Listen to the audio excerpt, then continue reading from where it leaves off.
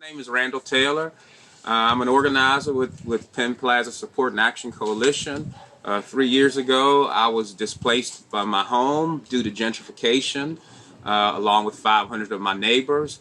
And since that time, we have organized and talked about the issue of affordable housing in the city of Pittsburgh.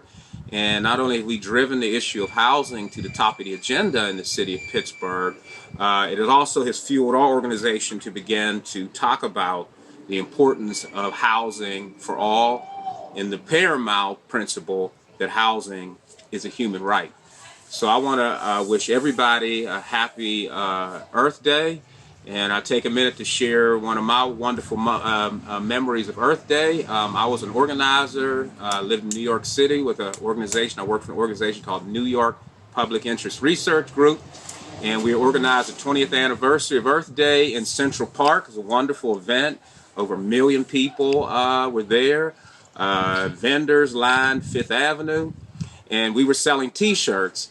And on that day, I happened to see one of my idols, someone I truly adored, come up to ask to purchase a T-shirt. And it was Cicely Tyson. And unfortunately, we were sold out of T-shirts. And I said, I can give you the one I'm wearing.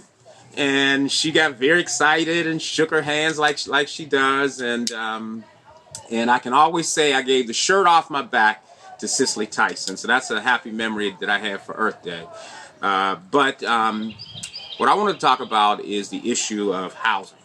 And as we know now with the crisis that we're having, where people are having difficulties paying mortgage and paying rent, we know now more than ever that housing is a human right. And that people should not lose their housing.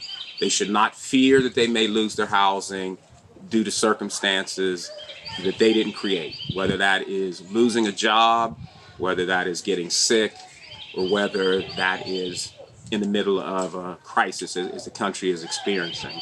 So I believe that we're now going to see more than ever that this country must invest in housing, and that we must make sure again that we have more of a socialized form of housing, that the government needs to go back to building housing.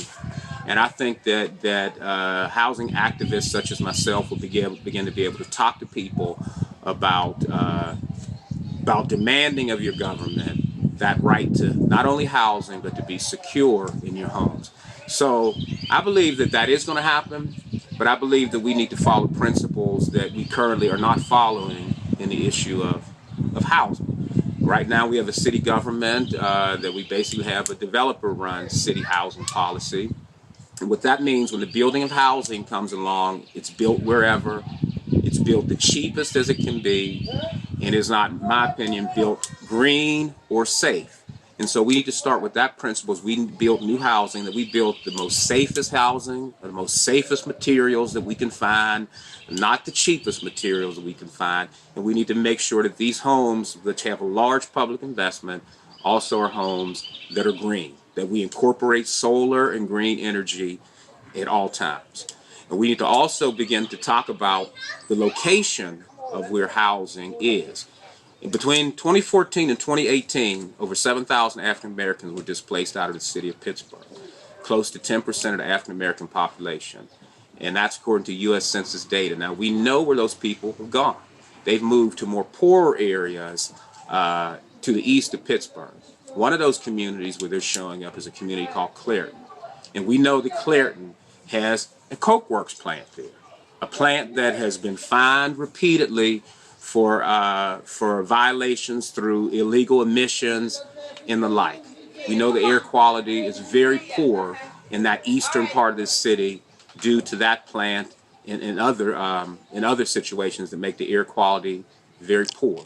We know that African American, particularly our children, suffer asthma at greater rates than other people in this population. We know that African Americans, die of asthma. And sometimes I've seen Al Gore mention on the program just yesterday at 10 times the rate of other Americans. So as we begin to talk about new housing, we have to talk about where that housing is located. And just because you're low income, that does not mean that new government sponsored housing has to be in some of the areas with the poorest air quality, areas where the pollutants come downwind to certain communities. That can be done. But I also believe that we need to talk about housing where people can live, where it's green, and there's space where people can breathe, and space where children can play, places where families and friends can interact. And one thing that many of these poor, lower-income communities lack is green space and places for people to congregate safely. So, again, happy Earth Day to folks. But let's begin to talk housing, and let's begin to talk about particularly the importance of our environment and the importance of making the changes that we need.